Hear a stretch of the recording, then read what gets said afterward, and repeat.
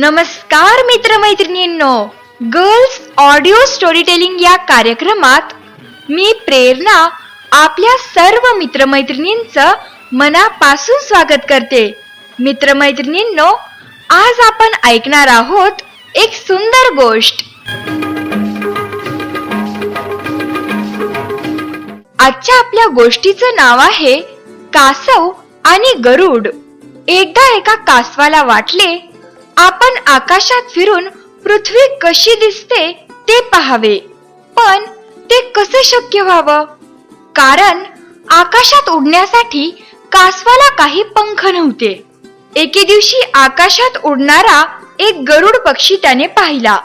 त्या कासवाने गरुडाला हाक मारली आणि तो म्हणाला, गरुड महाराज, तुम्ही मला आकाशात थोडा वेळ फिरून आणले तर फार बरं होईल.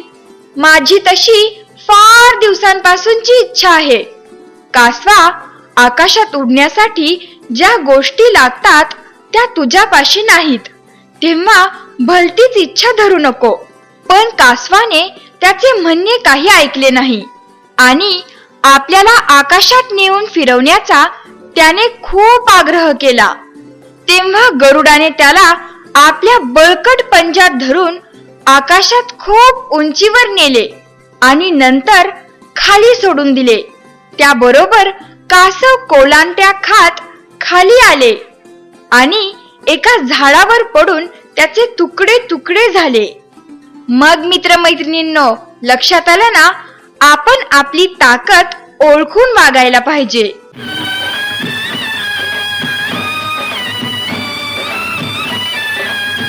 मित्रमैत्रिणींनो, तुम्हाला ही गोष्ट कशी वाटली मला जरूर कळवा. आपल्या सर्व मित्रमैत्रिणींना एकत्र जोडण्यासाठी मी आरती नाईक चेंज मेकर यांची मनापासून आभारी आहे. धन्यवाद.